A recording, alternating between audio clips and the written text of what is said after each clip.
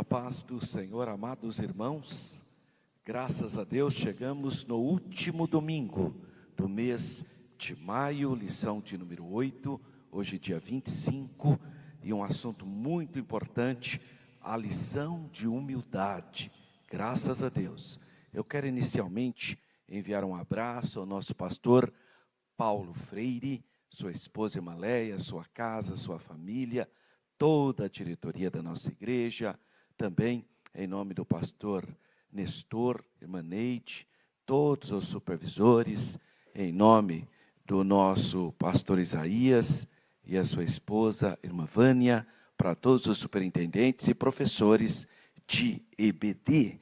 Também quero aproveitar nessa manhã abençoada, mandar um abraço para o nosso irmão Adonias, sua esposa, sua filha Ada, ali do Jardim Nova Europa. Que Deus continue abençoando essa família e todos que estão nos acompanhando. Hoje também, dia 25, é o aniversário da minha irmã Elaine. Então, estou mandando um abraço para minha irmã Elaine e que Deus continue dando muita saúde, muitos anos de vida.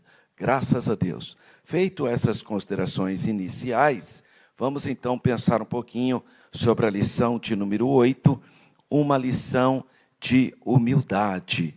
E nós temos como texto áureo João capítulo 13, versículo 15, que diz: porque eu vos dei exemplo para que, como eu vos fiz, façais vós também. É o que nós chamamos de pedagogia do Senhor Jesus. Como que ela funciona?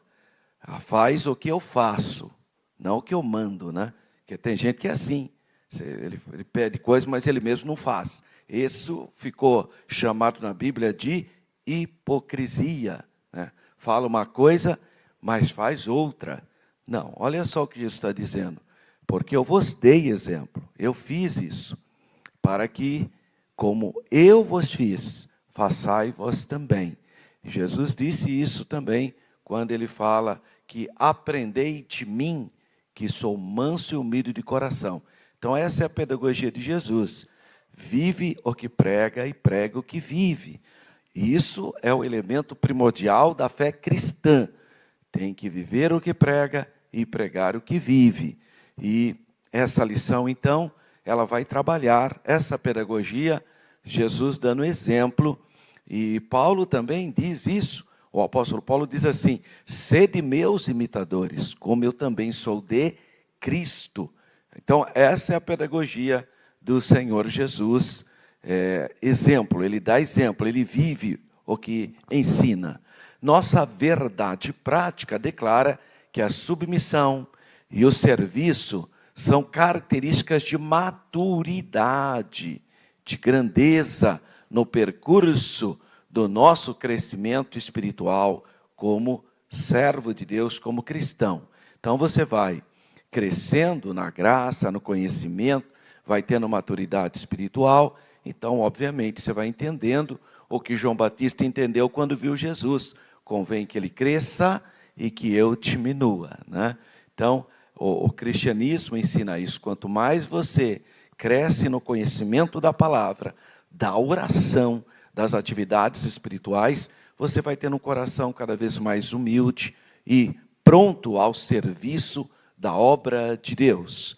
Leitura bíblica em classe está no Evangelho de João, porque nessa lição, nesse trimestre, nós estamos estudando o quarto Evangelho, que é o Evangelho de João, capítulo 13, versículos 1 ao 10. Eu quero convidar os irmãos que estão presentes para que reverentemente se coloquem de pé, para juntos, todos juntos, lermos o capítulo 13 do Evangelho de João. Você que está aí na sua casa, no conforto do seu lar, abra sua Bíblia em João capítulo 13, versículo 1 a 10, ou abra aí a sua lição, ou me acompanhe também, nós vamos colocar aí no telão maior. Então, vamos iniciar todos juntos lendo essa passagem de João capítulo 13. Ora, antes da festa da Páscoa, sabendo Jesus que já era chegada a sua hora de passar deste mundo para o Pai. Como havia amado os seus que estavam no mundo, amou-os até ao fim.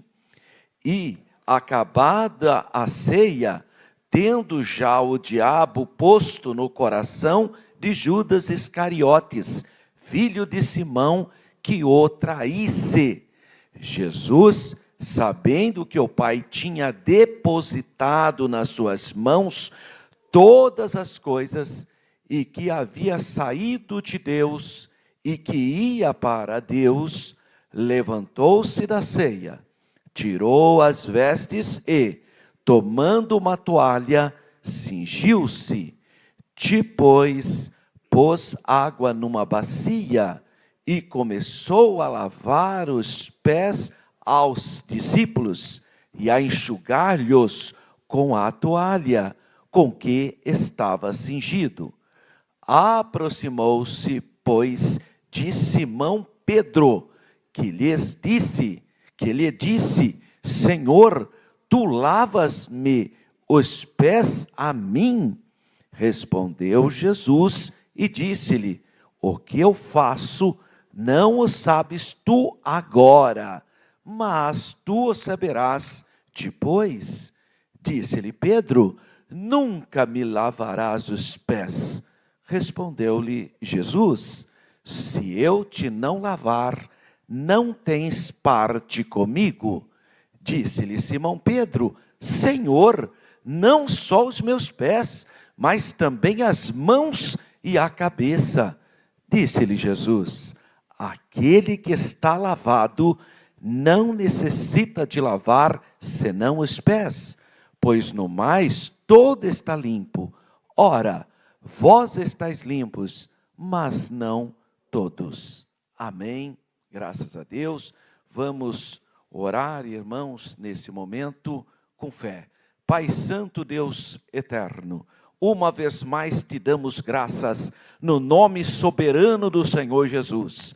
Abençoa, Senhor, os teus filhos que abrem o coração para o estudo da tua santa e divina palavra. Ajuda-nos. Traga edificação para as nossas almas. Senhor, traga e derrama sobre nós da tua graça, da tua sabedoria, para que possamos acolher a palavra e colocá-la em prática. Abençoa cada pessoa, Senhor, cada aluno, cada irmão, todos que estão nos acompanhando de maneira remota. Que a tua boa mão, Senhor, possa estar chegando e atingindo cada lar. Assim nós pedimos as tuas bênçãos, em nome do Senhor Jesus. Amém. Graças a Deus. Por gentileza, podeis sentar. Vamos pensar um pouco sobre esse texto áureo de João 13:15. Porque eu vos dei o exemplo, para que como eu vos fiz, façais vós também. Bom, então o nosso texto áureo tem um contexto. O contexto está no Evangelho de João, capítulo 13, entre os versículos 1 até o 20, quando o Senhor Jesus lava os pés dos seus discípulos. O Senhor Jesus é o exemplo, então, o exemplo supremo, como podemos ver e ler em Filipenses capítulo 2, versículo 8, quando Paulo vai falar para os irmãos de Filipos sobre a humildade. E ele vai dar o exemplo, então, do Senhor Jesus. Vamos ler, então, Filipenses capítulo 2, a partir do verso 5. De sorte que haja em vós o mesmo sentimento que houve também em Cristo Jesus, que, sendo em forma de Deus, não teve por usurpação ser igual a Deus, mas fez a si mesmo de nenhuma reputação, tomando a forma de servo, fazendo-se semelhante aos homens, e achado na forma de homem, humilhou-se a si mesmo, sendo obediente até a morte e morte de cruz. Em outras palavras, ou de maneira parafraseada, irmãos, tende o mesmo sentimento de humildade, como também houve no Senhor Jesus, que sendo Deus, não se apegou aos atributos divinos, para vencer o pecado, mas se humilhou e como um servo morreu na cruz. O servo sofredor de Isaías capítulo 53. Então, nós temos um exemplo maior e supremo, que é o Senhor Jesus, o exemplo de humildade. E o apóstolo Paulo também foi um exemplo de humildade, porque ele imitava o Senhor Jesus. Olha só o que Paulo diz em 1 Coríntios 11:1. Sede meus imitadores, como também eu sou de Cristo, como eu de Cristo, como eu sou imitador de Cristo. Então, tanto o Senhor Jesus como os seus discípulos estão na mesma simetria. O Senhor Jesus declara em João 14:12, na verdade vos digo, que aquele que crê em mim, também farás a obra que eu faço, e as farás maiores do que estas, porque eu vou para o Pai. E a gente lê esse versículo, a gente pensa apenas numa perspectiva de maravilhas, né? De curas, de coisas extraordinárias. Mas ele também fez a obra da humildade, né?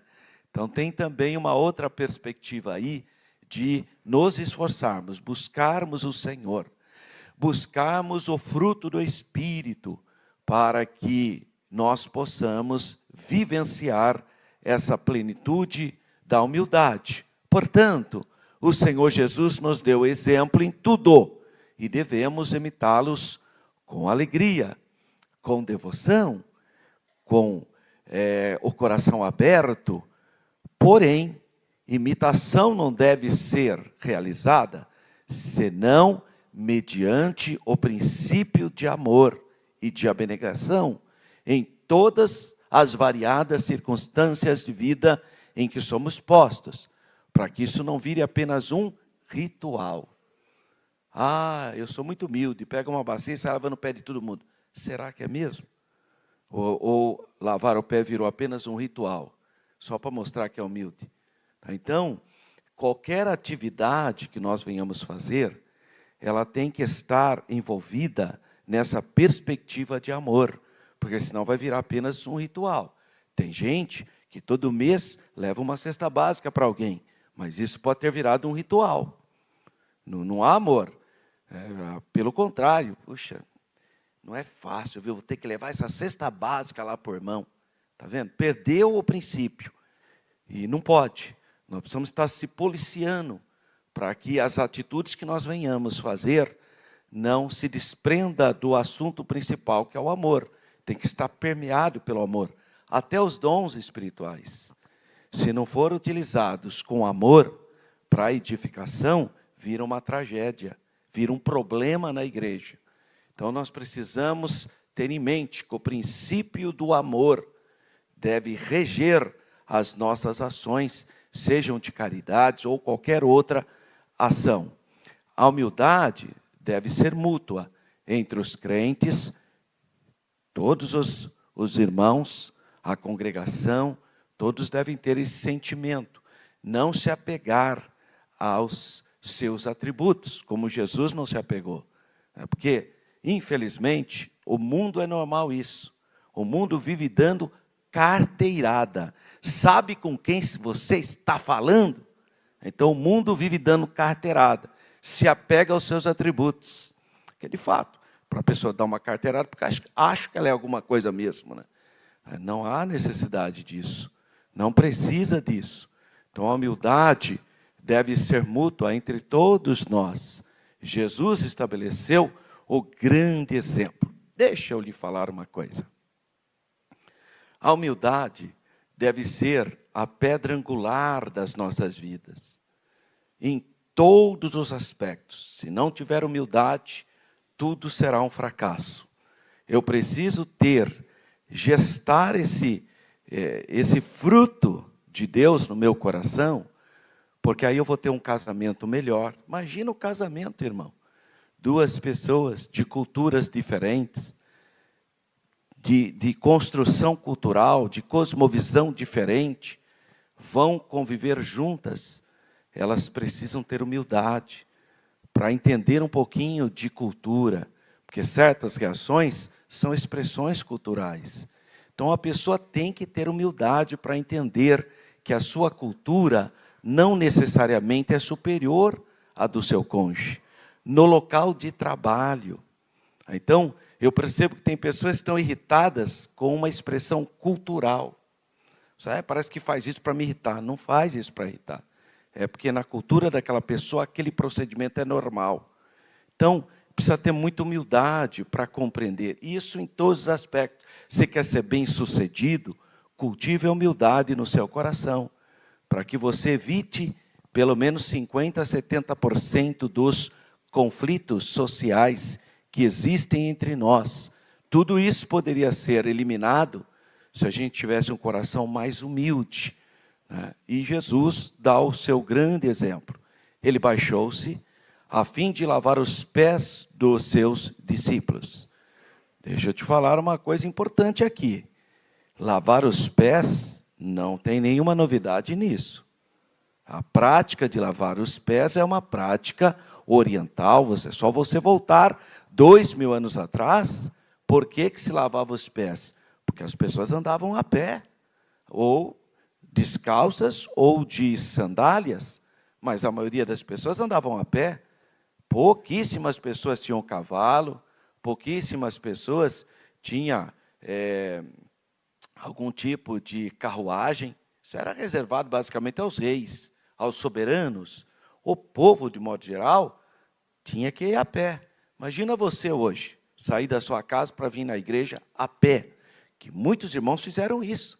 Muitos irmãos aqui da nossa igreja.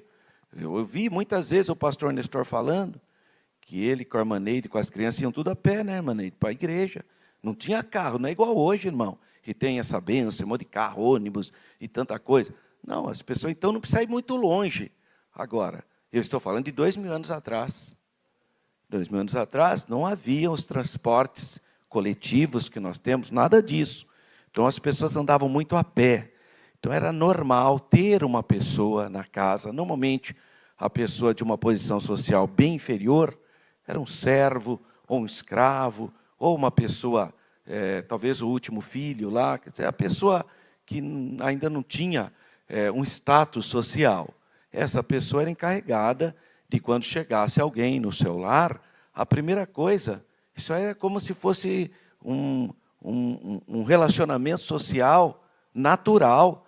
A pessoa chegou cansada, às vezes andou tanto, está lá com o pé, às vezes com espinho, às vezes com cicatrizes, com marcas, com machucado.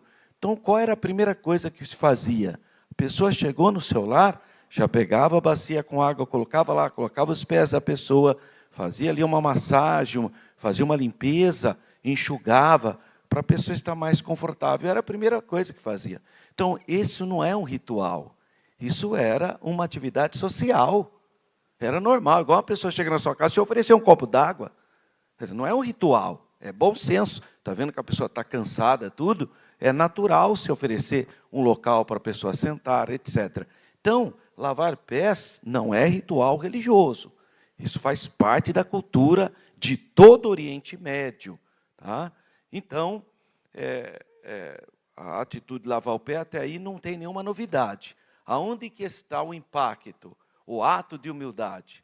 No fato de Jesus ser a cabeça daquele local, ser o principal indivíduo daquele local, e sendo o principal, ele fazer esse serviço de lavar os pés.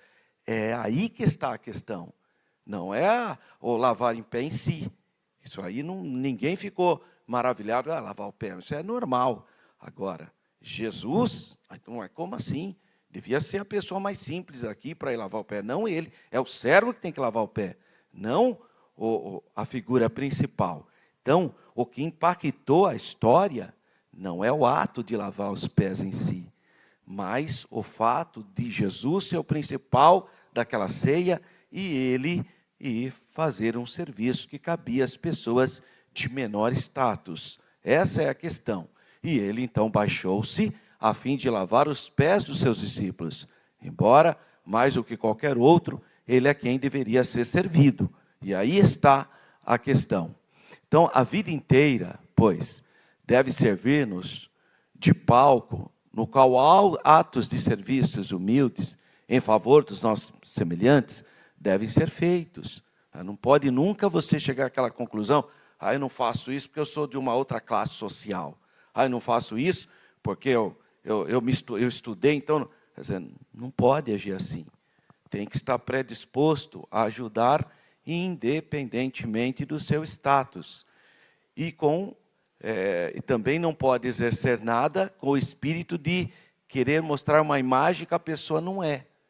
Isso ocorre muito no mundo político, né? Porque Maquiavel escreveu uma obra para o príncipe, por isso que mesmo chama o Príncipe de Maquiavel, e ensinando como que o príncipe devia se comportar.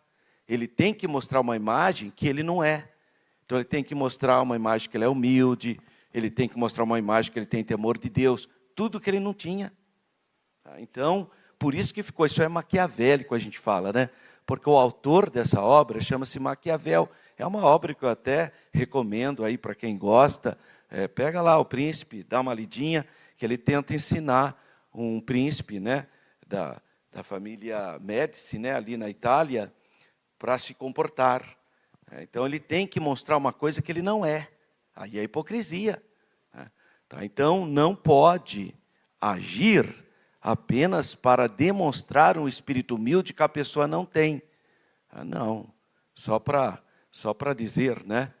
Então, tem que ter uma postura verdadeira, fazer aquilo realmente com amor, com ternura, não para exibicionismo, né? Então, tem que ter um propósito, tem que ter um espírito humilde de verdade, assim como o Senhor Jesus demonstra. Ele não precisava exibir nada, até porque só tinha os seus discípulos ali. Não tinha público para ele querer mostrar que ele era muito humilde. Não, só estavam os discípulos dele. E mesmo assim, ele demonstra na prática a sua humildade. Então, a exposição acima tem procurado enfatizar aspectos simbólicos e espirituais do ato de lavar os pés, realizada pelo Senhor Jesus, em favor, então, dos seus discípulos. E também tem salientado como em todas as faces, todos os aspectos da vida, devemos seguir o exemplo de humildade, do serviço humanitário, de acolhimento e de empatia. Então, a prática de lavar os pés em si, esse lavar os pés, era um costume comum em toda a região da província da Judéia, na província da Samaria, da província da Galileia, da Pérea e de todas as províncias. Isso era um costume natural. A origem dessa prática pode estar nos costumes referentes à hospitalidade das civilizações antigas. Então, também não era nem de Israel, isso já estava no mundo inteiro. Especialmente, então, para aquela população que a maioria andava sem calçado algum ou com sandálias, né? Que era o principal calçado da época. Eles ainda não tinham esse tipo de calçado que nós temos hoje. O anfitrião, ao receber um hóspede, providenciava, então, uma vasilha com água e um servo para lavar os pés daquela pessoa que tinha andado tanto ou viajado, né? Então, era costume. Tanto é que era um costume que está aí na sua Bíblia, no Antigo Testamento. Se você abrir aí na sua Bíblia, em Gênesis capítulo 18, versículo 4, pode ler aí se você quiser. Você vai ver aqueles anjos que chegam lá para visitar Abraão, debaixo dos carvalhais de Manré. O que acontece? Olha aí na sua Bíblia, capítulo 18, versículo 4. Olha só o que diz. Que se traga já um pouco de água e lavai os vossos pés e recostai-vos debaixo desta árvore. Vamos lá para o versículo 1. Olha o capítulo 18 de Gênesis. Depois apareceu-lhe o Senhor nos carvalhais de Manré, estando ele assentado à porta da tenda, no calor do dia, e levantou seus olhos e olhou, e eis 3 homens em pé, junto a ele. E vendo-os, correu da porta da tenda ao seu encontro, inclinou-se à terra, e disse: meu Senhor, se agora tem achado graça aos teus olhos, rogo-te que não passes do teu Senhor. Aí o versículo que eu li, que se traga já um pouco de água e lavai os vossos pés. Então nós estamos em Gênesis capítulo 18 e já tem a prática do lava-pés aqui. Por quê? Porque era um costume oriental. Então Abraão, nós estamos falando de quase 1800 anos antes de Jesus ter lavado os pés. 1800 anos antes do Senhor Jesus, Abraão já está lavando os pés também. Claro que não foi Abraão que lavou, né? Ele vai chamar alguém para lavar os pés, né? Porque Abraão tinha um status bastante elevado. No capítulo 19, versículo 2, está ali. Um capítulo depois, também, a prática de lavar os pés. Capítulo 24, versículo 32, até no Egito. Até no Egito você vai ver essa prática também. Capítulo 43, versículo 24. Nós não estamos falando isso dentro do contexto judaico. Nós estamos falando isso fora do contexto judaico. 1 Samuel, primeiro livro do profeta Samuel, capítulo 25, versículo 41, fala de Abigail, que depois que o seu esposo morreu, ela é convidada a ser esposa do rei Davi, na época ainda não era rei, né? E ela fala, olha, para mim vai ser uma honra, até para lavar os pés dos seus servos. Está vendo? Então, a prática de lavar os pés, não há nenhuma novidade para o mundo antigo, está presente em todo o Antigo Testamento e também no início do Novo Testamento, até que vieram as tecnologias e hoje não tem o menor sentido eu chegar na sua casa, você pegar uma bacia para lavar meu pé, eu vou ficar até assustado. Falou, como assim, irmão? Do que o senhor está aqui? Primeiro que a gente não é nem agradável chegar, tirar o sapato, tirar a meia. Que história é essa? Isso é uma coisa mais privativa, né? Isso é uma higienização sua. Então, hoje não tem sentido algum. Até em igrejas, né, que faz isso, tudo bem. A gente, né, é simplicidade, né? A gente deixa para lá. Mas não tem o menor sentido isso. Não significa mais humildade. Pegar uma bacia. Hoje significa um ritual. Então, não tem essa prática de pegar uma bacia para querer levar. Do que você está falando, irmão? Você está pensando que é igual a Abraão, naquela época antiga? Então, não tem sentido. Assim, tem o espírito aí da ideia. Quando Jesus quer mostrar a humildade, porque ele sendo o primeiro, ele se humilha como um servo. Ah, isso sim, isso mantém. O que não mantém mais é esse rito, que não tem o menor sentido hoje. Quer dizer, por que você vai lavar meu pé? Ah, porque eu quero mostrar humildade. Mas humildade, o que tem a ver uma coisa com outra hoje? Quer dizer, não cola mais, não tem essa. Né? Eles tentam fazer isso. Ah, mas Jesus falou fazer isso. Sim, a humildade, não o ritual. Porque o ritual mudou completamente. Hoje não. O que significa? Eu mesmo, irmão, se eu for na sua casa, não vem com bacia para lavar meu pé, não, que eu vou até assustar, misericórdia. Que é melhor você me dar um copo d'água, você vai expressar a sua humildade, tá? Não me vem faz um bolo de fubá com café, já expressou a sua humildade. Tá? Agora vem que lavar com uma bacia para lavar meu pé, eu falei, que simplicidade. A gente vai pensar que a gente está sujo, né? Porque não tem mais a ideia do Oriente Médio, tá? Não tem mais. Mas documentos, tanto históricos como religiosos, mostram que essa era uma prática daquela comunidade, daquelas civilizações antigas. Não só isso, né? Tem outras coisas. Um típico anfitrião, então, da região, geralmente se curvava, beijava o hóspede, olha, osculava, também era uma prática. E então oferecia água e o servo para a lavagem dos pés. Até hoje você percebe isso no mundo árabe. Os árabes ainda beijam, né? Faz parte daquela cultura. A gente fica meio... Bom, a gente que vem de uma família de italiano também beija muito. Mas não são todas as culturas europeias, tirando a Itália, Portugal, Espanha, os ibéricos, ou os povos mediterrâneos, exatamente por influência do Oriente, os povos lá da Escandinávia, né? Já tem outra postura. Não é tão assim esse sistema caloroso, né, nosso. Então, um típico anfitrião da região era normal beijar o hóspede, então oferecia água e um servo, uma pessoa de menor posição social, vinha lavar o pé da pessoa. O costume também valia quando o hóspede usava sapatos, na verdade, as sandálias, né? Como uma forma de cortesia, tirava a sandália e fazia a limpeza. Então, no trecho em 1 Samuel, aparece pela primeira vez o ato de alguém realizar a lavagem como prova de humildade. Vamos ler? 1 Samuel 25, 41. Olha, é Abigail. Ela está dizendo: eis aqui a tua serva, servirá de criada para lavar os pés dos criados do meu senhor. Está vendo? Ela está mostrando o quê? Que ela é uma mulher humilde, embora ela viesse de uma posição social elevada, porque ela era casada com uma pessoa extremamente rica, né, com o marido dela. Ela era viúva, né? Na verdade, o marido já tinha falecido. No Evangelho de João, capítulo 12, você tem a Maria de Betânia, a irmã de Lázaro, irmã de Marta.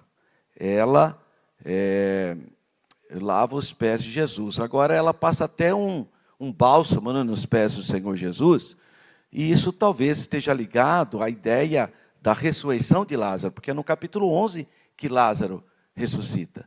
E no capítulo 12 eles oferecem um jantar para o Senhor Jesus, e Lázaro está presente nesse jantar.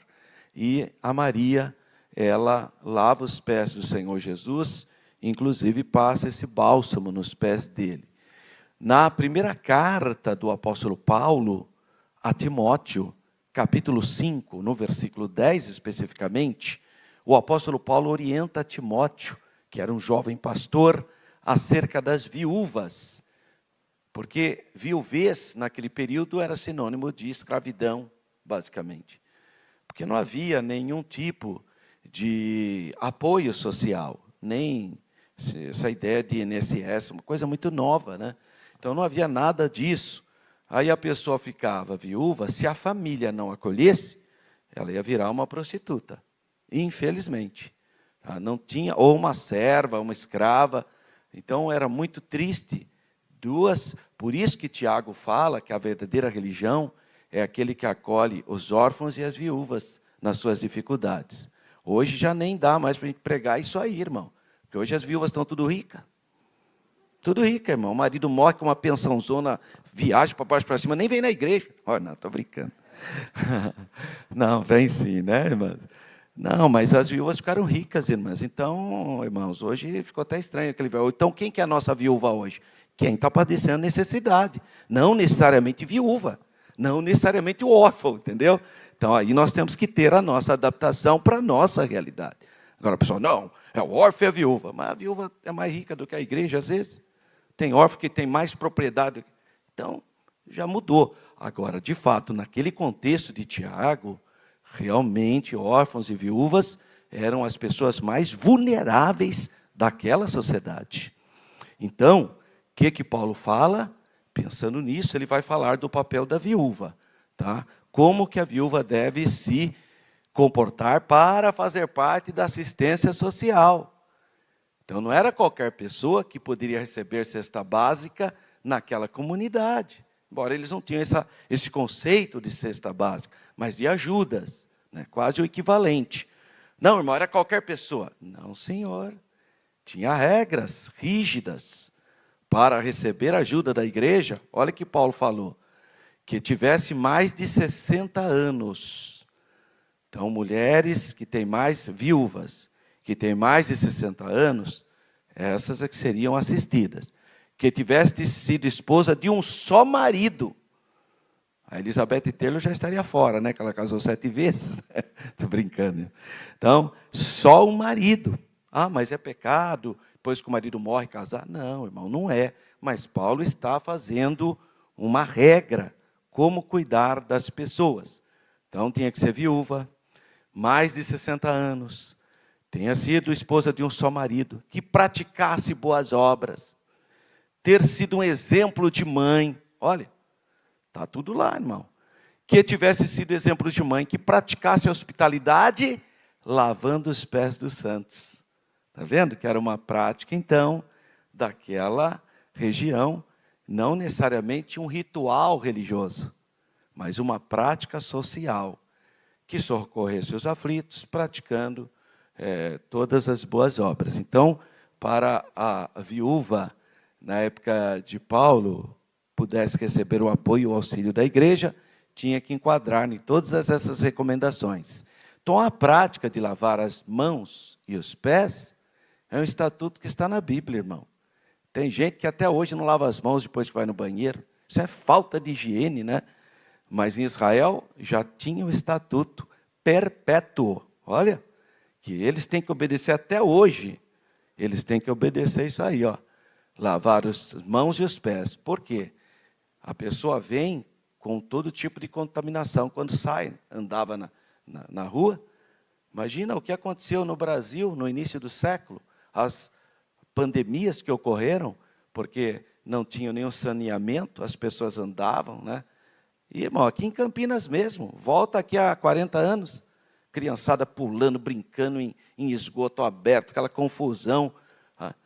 Era um local de proliferação de doenças. Então, o povo judeu sempre teve uma saúde diferenciada das populações gentílicas, porque em Êxodo, capítulo 30, versículo 21, declara que eles tinham que lavar as mãos e os pés. Então, quando a pessoa vinha, tinha que lavar os pés, porque está vindo com pó de contaminação. Mas não, tinha que lavar a mão também. Ia para o mercado, chegava em casa, tinha que fazer essas oblações. A limpeza dos pés e das mãos. Isso aí está como estatuto perpétuo, na lei de Moisés. Abraão viveu antes da lei. 400 anos depois, apareceu a lei de Moisés, colocando. Agora, por que um assunto que não tem nada a ver com fé entrou na perspectiva religiosa? Senão o povo não obedecia, irmão. Você entendeu? Tem coisas que entram. Quer ver? A lei de Moisés fala que a gente não pode comer gordura. Não pode. Pela lei não pode comer gordura. Por quê? Proteger a saúde. O povo não tinha esses remedinhos que você tem hoje aí, você come picanha, tanta coisa, depois toma lá os remedinhos contra colesterol alto, não é? Eu sei que você toma, irmão, não adianta ficar olhando para mim com essa cara de espanto, né? Não é comigo. É sim, é com todos nós, não é? Mas não havia tecnologia, meus irmãos, não tinham. Então tem muita coisa na lei, por exemplo, o próprio sábado, se Deus não estabelece um dia para a pessoa descansar, ela morre de tanto trabalhar, morre em exaustão. Então, por isso que Deus estabelece como elemento religioso. Deus estabeleceu que você não pode comer peixe que não tem escama, peixe de couro, foi proibido por Deus. Carne de porco, foi proibido, como um preceito religioso. Mas para quê? Para a saúde do povo. Ninguém tinha panela de pressão, irmão, naquela época. Ninguém tinha, não cozinhava bem os alimentos, fazia tudo de qualquer jeito. Então Deus não deixou nem comer peixe que tinha couro, porque os parasitas ficam no couro. Como eles comiam tudo mal feito, porque não tinha tecnologia, falando, só vai comer peixe que tem escama, porque aí tira a escama, tira todo tipo de parasita, né? Então, olha o cuidado de Deus. Na lei tem muita coisa assim, que está voltada para a saúde. Não tem nem sentido religioso, mas entrou como elemento religioso, porque se não entra como elemento religioso, ninguém obedece. E mesmo entrando como preceito religioso, muita gente não obedecia. Mesmo entrando como preceito religioso. Então tem muita coisa que não tem a ver com fé. Entrou com que objetivo? Para o seu próprio bem, para a sua própria saúde. Então a prática de lavar as mãos e os pés foi estabelecido como estatuto perpétuo. Olha aí, ó. Lavarão, pois, as suas mãos e os seus pés, para que não morra. E isso lhe será por estatuto perpétuo, a ele e a sua descendência nas suas gerações. Quando o sabatista vem falar para mim que o sábado é um estatuto perpétuo, eu falo, mas lavar o pé e lavar a mão também é estatuto perpétuo. Você já lavou a mão hoje? Você já lavou o pé hoje? Aí ele fica com cara de peroba, né? Quer impor o sábado para mim porque é estatuto perpétuo? Olha aí, lavar a mão e o pé também é estatuto perpétuo. Assim como lavar os pés é estatuto perpétuo, a guarda do sábado também é estatuto perpétuo. Mas para quem? Para Israel. A lei foi dada para o povo de Israel. Então, se fôssemos obrigados a lavar os pés e a guardar o sábado, por ser denominados estatutos perpétuos, então nós precisamos também fazer outras coisas que a Bíblia fala que é estatuto perpétuo. Páscoa, estatuto perpétuo, então teríamos que comemorar a Páscoa que nem os judeus fazem. Então nós tínhamos que celebrar as festas que nem os judeus fazem, porque também é estatuto perpétuo. e teria que se circuncidar também, que nem os judeus fazem, porque é estatuto perpétuo. Então, não é só o sábado que é estatuto perpétuo. Agora, verifica essa gente que guarda o sábado, se eles guardam isso aí por ser estatuto perpétuo também. Aí eles ignoram. Você vai falar para ele, fala, não, isso é para o povo judeu. E o sábado é para você? Ou tudo é para o povo judeu, ou tudo é para você. Não tem uma terceira via. Né? Tá? Então, no entanto, a grande maioria dos defensores da suposta guarda do sábado e do lavar os pés como prática para a igreja, porque tem igreja que lava os pés e fala, não, está na Bíblia, eu tenho que lavar o pé assim, é estatuto perpétuo. Fala, então vai circuncidar também, porque é estatuto perpétuo a circuncisão. Ah, é? Então você acha que lavar o pé e guardar o sábado é estatuto perpétuo? Então vai guardar as festas religiosas lá da Bíblia. Né? Tudo é estatutos perpétuos, mas isso é estatuto perpétuo para Israel, irmão. Então a prática de lavar o pé dos convidados era um costume da Terra Santa, não só da Terra Santa, né? Mas onde que está a grande diferença? É que, no caso especificamente, o Senhor Jesus quebrou um paradigma, uma regra comum, que é a pessoa da mais baixa posição social é que fazia isso. E ele sendo ali, naquele caso, a cabeça, o líder, ele foi e lavou os pés dos convidados. Então, o Senhor Jesus lavou os pés dos seus discípulos. Por isso, esse ato ficou associado à humildade. E a vontade de Deus é que todos nós sejamos humildes. Entenderam, irmãos, a questão? Então, precisa tomar cuidado. Tem gente que em cima de um costume, mas não tem humildade. Pelo contrário, pessoa toda lá chique, toda lá, e acha que é humilde porque pega uma bacia e sai lavando o pé de meia dúzia. Não, irmão, isso aí hoje não tem mais a mesma ideia. Então, no Evangelho de João, no capítulo 13, está essa narrativa.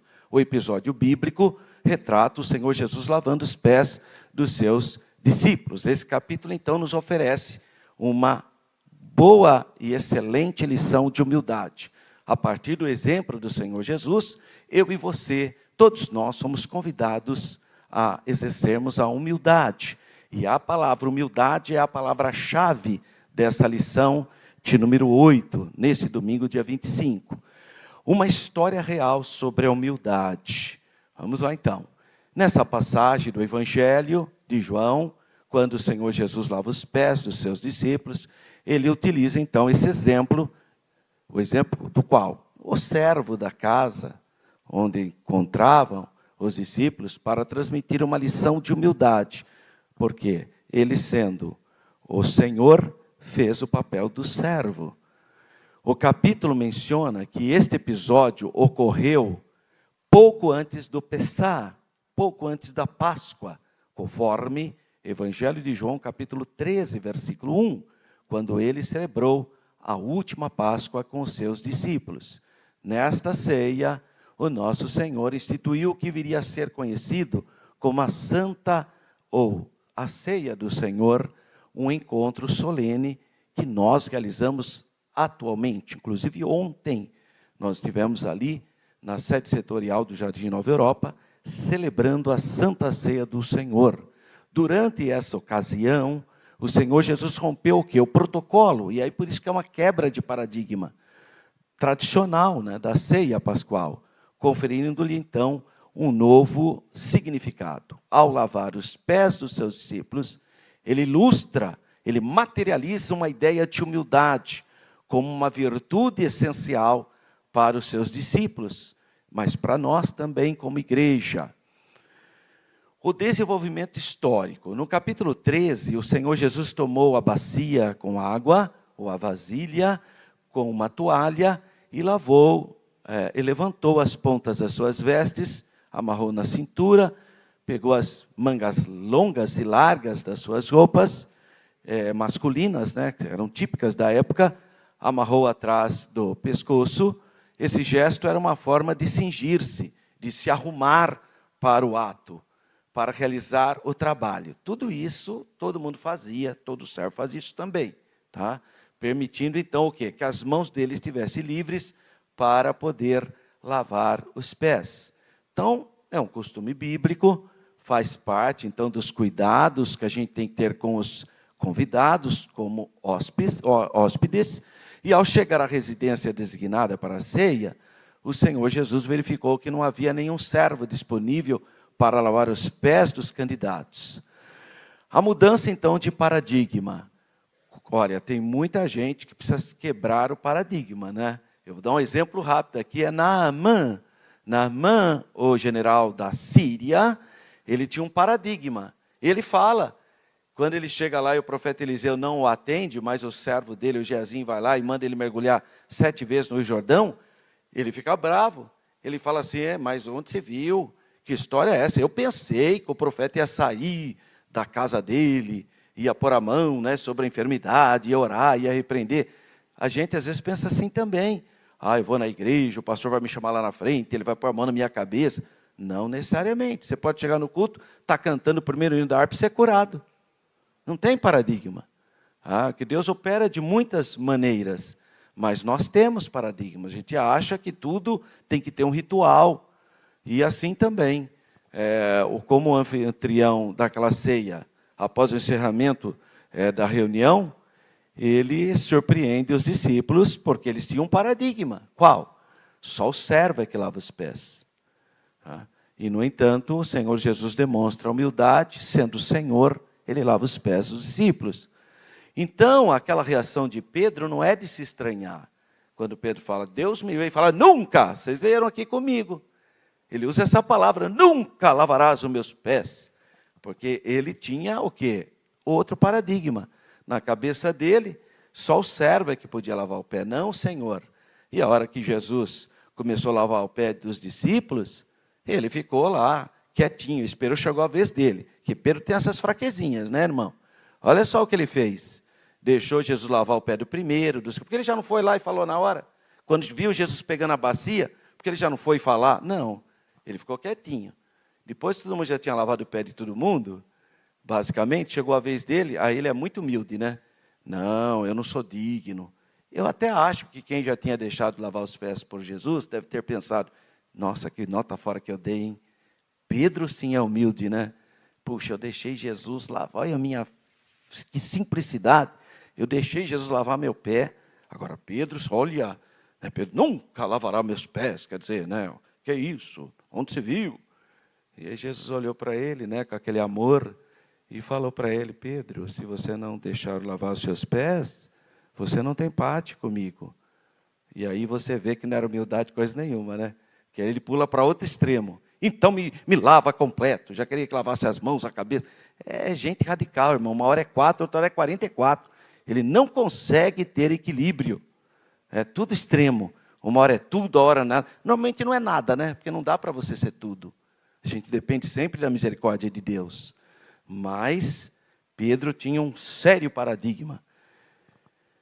E o Senhor Jesus mostra, então, a sua humildade, representando a verdadeira grandeza espiritual de seguir o Evangelho.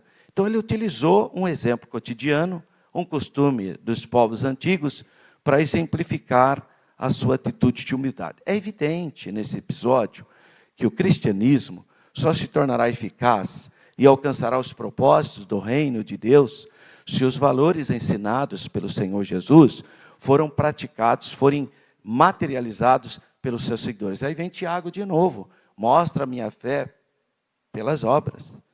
Ou, ele questiona, né? Mostra a sua fé sem obras e eu mostrarei a minha fé pelas obras. Por quê? Porque as obras materializam a sua fé.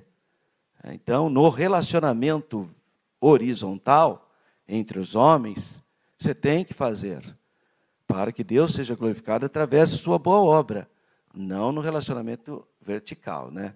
Que para Deus você não precisa fazer média nenhuma, porque Ele conhece o seu coração, mas as pessoas não conhecem. Então, o relacionamento vertical é diferente do relacionamento horizontal, tá? E lógico que Tiago não está falando de uma fé salvífica quando Paulo fala que pela graça sois salvos por meio da fé. A fé é na onde? No sacrifício de Jesus. Diferentemente do que Tiago está falando, porque ele fala, meus irmãos, se entrar uma pessoa com fome, o assunto de Tiago lá é social, é de assistência social. Se entra uma pessoa com fome, como que ele vai se salvar, né? Ou seja, como ele vai se alimentar se você fala, ô irmão, vai em paz, viu? Eu estou orando por você. Mas ele está com fome, tá? Então, é um caso muito diferente. Então nós temos que colocar e materializar os valores. Entre esses valores destaca-se a humildade, que deve ser, em primeiro lugar, uma verdade no meu coração e depois ela ser materializada. O resuminho desse primeiro tópico, ou sinopse, o exemplo histórico de humildade que nosso Senhor deu aos discípulos é prático, atual e atemporal. Não o ritual. O ritual não é atemporal, mas a ideia da humildade. Humildade implica autoconhecimento. Jesus tinha plena consciência de quem era. Então, ele não ia se tornar menor pelo fato dele pegar uma bacia e lavar. Então, quando você faz uma coisa humilde, você não torna-se menor. Quem acha que você está tornando menor são pessoas inseguras. Porque quando você tem segurança do que você é, não há problema nenhum você fazer qualquer atividade humilde. Você sabe quem você é. Então, Jesus tinha plena consciência de quem era. Não vou fazer isso não, senão vão pensar o que de mim? Porque você não tem segurança no que você é. Você não sabe quem você é. Porque se você soubesse, jamais se faria essa indagação. Não, que isso, irmão, vou varrer aqui. Essas vão achar que eu sou o quê? Vão achar que eu sou a faxineira? Por que vão achar isso?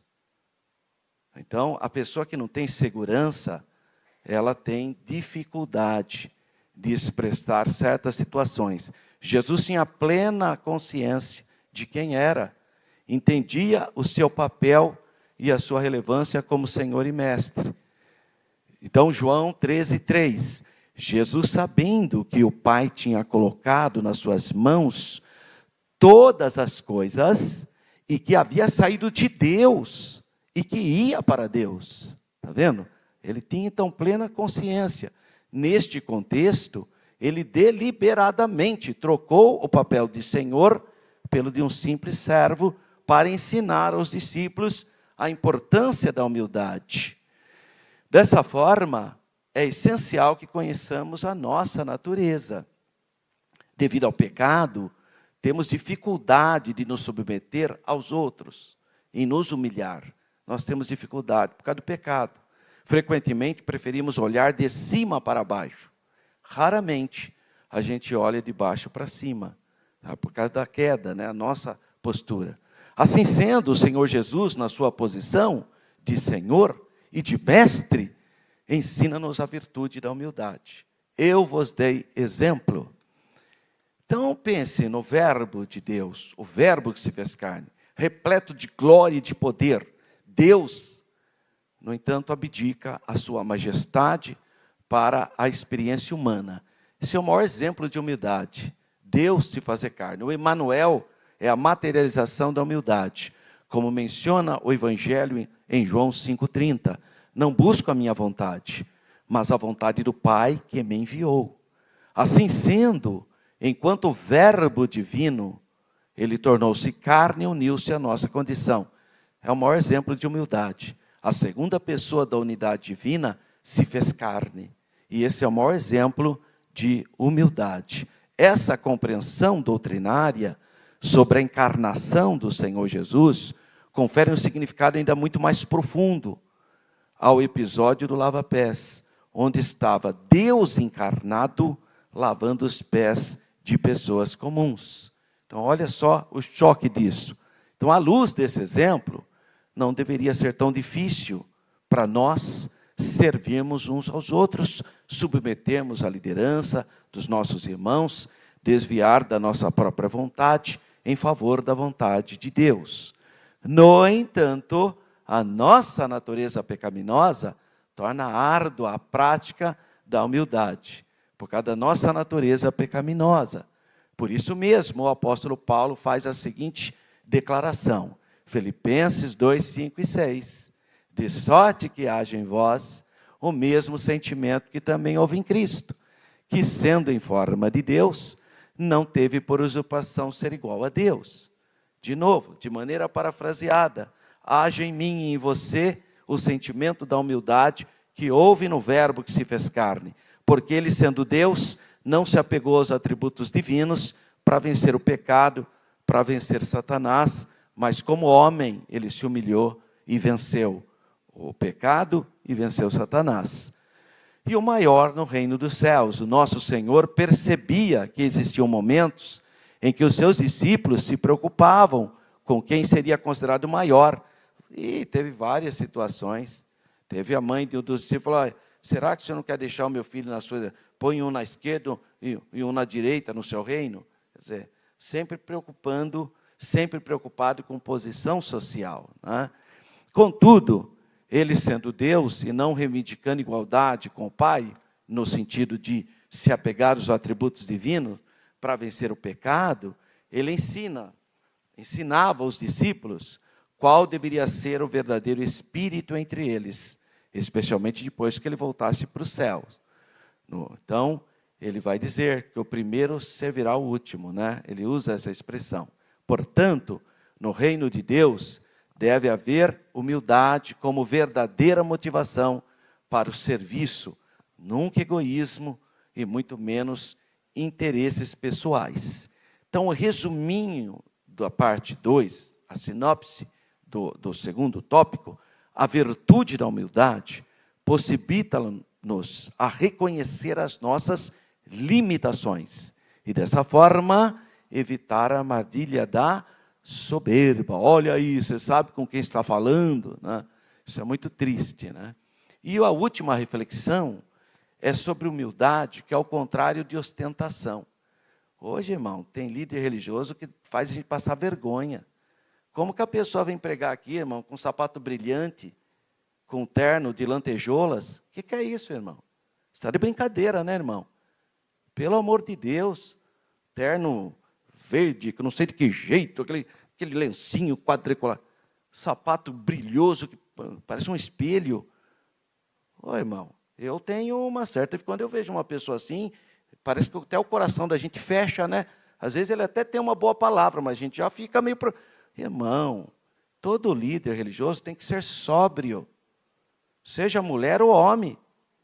Não pode vir com aquelas roupas, aquela extravagância. Não pode, irmão. Sobriedade. As cores têm que ser sóbrias. Sobriedade, irmão. Isso que não é o desfile de moda. A pessoa vem cantar, sabe que vai cantar, e vem de um jeito extravagante.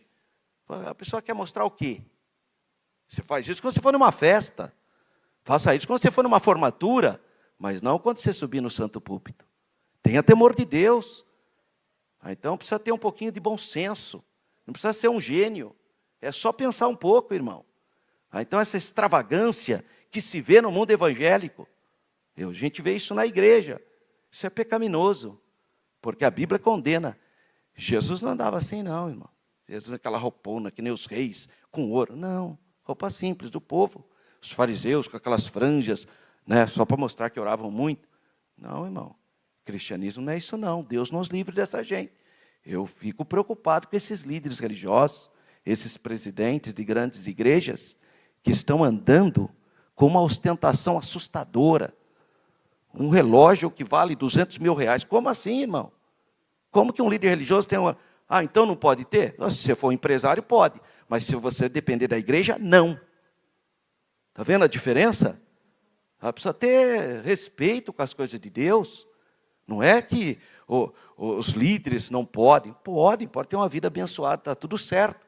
Mas cuidado com a extravagância, com a ostentação, porque isso não procede de Deus. Qual é o objetivo dessa ostentação? Mostrar o quê? Poder? Então, totalmente fora do cristianismo bíblico. Uma competição silenciosa.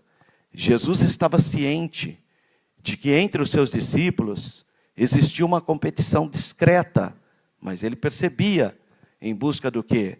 De ter a primazia da igreja, ter a primazia, ali a gente vê. Já havia preocupações entre eles sobre quem ocuparia o lugar mais destacado, mais elevado no reino. O que Jesus demonstra é que tal espírito não deve prevalecer entre os seus seguidores. Os líderes na causa do Mestre não podem iniciar a sua jornada de forma errada. Não pode, irmão. A pessoa precisa ter bom senso, né? O caminho humilde do Senhor Jesus. Através do episódio do lava-pés, nosso Senhor revelou que o caminho dos seus discípulos não se alicerça no sucesso material, na notoriedade ou na ambição, mas sim na capacidade de servir ao próximo de maneira humilde. Toda a televisão, mídia mostrou a escolha de um novo líder religioso, aí no Ocidente, mas ali tinha tanta ostentação. Eu olhava para aquilo, eu olhava para a Bíblia, não bate, irmão. Com todo respeito, pode fazer o que você quiser, não bate com o que a Bíblia fala. Sabe, todo aquele ritual, aquelas coisas, aquelas roupas, não sei do que jeito, aquela coroa, não tem nada a ver com a Bíblia, irmão. O Evangelho não tem nada a ver com isso. Isso é coisa de vaidade humana. Isso é coisa da soberba humana, para mostrar o poder, para mostrar... O que é isso? Dessa forma, a Igreja de Cristo estaria em desacordo, em desarmonia, ou desta forma, a Igreja de Cristo estaria em desacordo com a dinâmica mundana. Qual é a dinâmica mundana? Ostentação. O mundo trabalha com essa dinâmica. Então, hoje, tem igreja, irmão, que não é culto, é show. Tem até um aí que é show da fé mesmo, né? Já fala show mesmo, né? Já fala logo que é show. Pelo menos é honesto, né? Sincero. Show da fé. É show mesmo. É para você assistir, é um show. Mas não é isso que Jesus quer de nós. Jesus quer culto. Os verdadeiros adoradores adorarão em espírito e em verdade. Então, irmão, menos teatro, menos ostentação, menos discoteca dentro da igreja e mais o quê? Palavra. Mas não pode ter? Pode, excepcionalmente, ter alguma coisa que é a exceção, não é a regra. Então, para um público específico, não é? Vai fazer um trabalho específico, está tudo bem, mas não pode ser regra. Não pode ser todo o culto desse jeito. Aí não, irmão. Tá, então, existe exceção? Sim. É possível fazer alguma coisa meio fora do... Tudo bem, mas isso é uma exceção. Não é regra. Não são os cultos ordinários. Aí há coisas extraordinárias. O serviço amoroso e humilde é característico da Igreja de Cristo. Assim, não haveria espaço para disputas, a fama seria deixada de lado e a ambição afastada. Por meio do exemplo modesto de Jesus, no episódio do lavar pés, as consciências dos discípulos foram despertadas. Eu escrevi um livro, que foi o meu trabalho científico do mestrado em Ciências da Religião, na Universidade de Mackenzie, e eu coloquei ali uma citação de um historiador judeu que levantou documentos do século VII, quando o califa Omar, que é o sucessor de Maomé, chega em Jerusalém para conquistá-la. Naquela época, a maioria da população de Jerusalém era cristã, e o principal bispo da época era o patriarca Sofrônio, um grande intelectual grego, ele era o patriarca. E os cronistas da época retrataram como é que foi o encontro. E aí eles colocam lá, o patriarca saiu da Catedral do Santo Sepulcro, né, que era a maior igreja cristã de Jerusalém na época, e acompanhou o califa Omar. E aí o cronista escreve, a gente não sabe quem era o cristão e quem era o muçulmano. Por quê? Porque o patriarca Sofrônio estava com as suas roupas litúrgicas, com ouro, com uma coroa de ouro na cabeça, cheio de anel nos dedos, o patriarca que simbolizava Cristo. E Omar, que é o líder dos muçulmanos, vinha do deserto com as roupas esfarrapadas, com o turbante sujo de areia, e aí o pessoal fala, eu não sei quem é o cristão ali, se é o muçulmano ou se é o patriarca, por causa desse disparate. Cristianismo não é isso, irmão. Cristianismo não é esse tipo de ostentação, isso não é cristianismo. Pode apelidar o que você quiser, isso não é cristianismo. Cristianismo é pureza de fé, é simplicidade, é humildade, é a leitura pura da Bíblia, é o louvor de adoração a Deus. Não tem coisas, esses movimentos que a gente vê por aí. Que Deus tenha misericórdia de nós, porque a palavra aqui que nós estamos ensinando é a humildade. Não é a liturgia do lava-pés, mas o espírito da humildade que tem que estar presente nos nossos cultos, tem que estar presente na nossa igreja, tem que estar presente no nosso dia a dia. Um convite à humildade. A vida e os ensinamentos do nosso Senhor constituem um convite para aprendermos com Ele sobre a mansidão e a humildade. Nesse sentido, somos convidados pelo Senhor Jesus a cultivar, eu e você. Nós temos que cultivar um coração humilde, desprovido das armadilhas da ambição, da ostentação e do egoísmo. Nesse sentido, somos convidados por Jesus, então, a orarmos para termos um coração humilde. Somos chamados a partilhar os mesmos sentimentos que teve no Senhor Jesus. Assim, essa lição do lava-pés é um apelo para vivermos uma existência humilde diante do Senhor. Para fecharmos, então, ao resuminho do tópico 3, a sinopse, a humildade não compete, ela coopera. A humildade não busca notoriedade, ela busca serviço, servir. A humildade não obriga, a humildade convida. A que Deus nos ajuda a vivermos esse exemplo de fé que o Senhor Jesus nos ensina. Então, nessa lição, nós abordamos sobre a relevância dessa virtude da humildade para melhor autoconhecimento. Desse modo, começamos a perceber os nossos limites e aquilo que nos diz respeito e aquilo que não nos diz respeito. Compreendemos que a humildade se opõe à cultura da ostentação do mundo capitalista.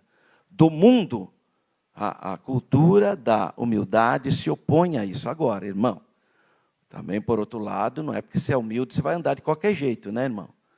Não, eu sou muito humilde, irmão, eu nem tomo banho. Não, isso não é humildade, pelo amor de Deus.